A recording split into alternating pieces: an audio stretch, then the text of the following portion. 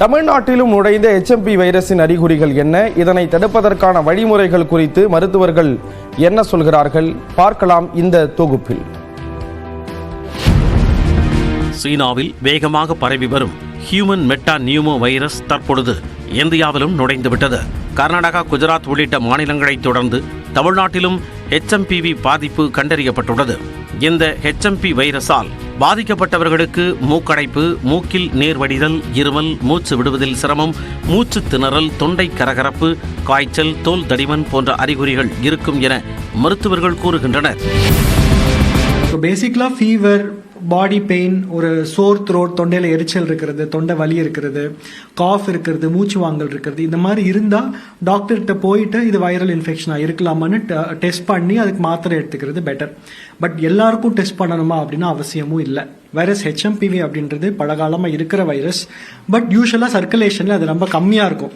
So நமக்கு பரிச்சயப்பட்ட virus அப்படின்றதுனால ஒருத்தருக்கு பர்சன் டு பர்சன் டிரான்ஸ்மிஷன் இருக்கிறது நார்மல் தான். ரொம்ப சர்ச் அப்படியே கொரோனா மாதிரி ஒரு வேவ் மாதிரி வரும், அவுட் பிரேக் மாதிரி வரும் அப்படின்னு சொல்ற அளவுக்கு இப்போதைய சிச்சுவேஷன் இல்லைங்க.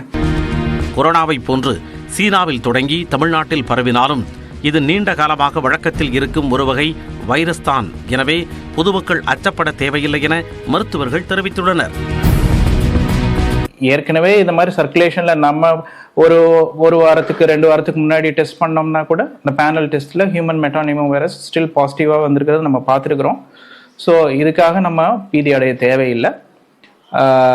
இன்னும் சில அதிகாரப்பூர்வமான அறிவிப்புகள் வரட்டும். இது மாற்றமடைஞ்ச வைரஸா இல்லை நார்மலாக நம்ம பார்க்கக்கூடியதான்றது தெளிவாக வெளியில் தெரிகிற வரைக்கும் யாரும் பயப்பட தேவையில்லை. HMP வைரஸ் பாதிப்பால் ஏற்படக்கூடிய அறிகுறிகள், முன்னெச்சரிக்கை நடவடிக்கைகள், தவிர்க்க வேண்டியவை குறித்து அகில இந்திய மருத்துவ கூட்டமைப்பு சில வழிமுறைகளை வெளியிட்டுள்ளது. ஜலதோஷம், இருமல் போன்ற அறிகுறி இருந்தால் இருமும் போது மூக்கு மற்றும் வாயை மூடிக்கொள்ள வேண்டும் என அறிவுறுத்தப்பட்டுள்ளது. சோப்பு நீரால் அடிக்கடி கைகளை கழுவுவதோடு கூட்டம் நிறைந்த பொது இடங்களுக்கு செல்லும் பொழுது முகக்கவசம் அணிய பரிந்துரைக்கப்பட்டுள்ளது. மற்றவர்களுடன் கைகுலுக்குவது, ஒருவர் பயன்படுத்திய கைக்குட்டையை பயன்படுத்துவது போன்றவற்றை தவிர்க்க வேண்டும் என வலியுறுத்தப்பட்டுள்ளது.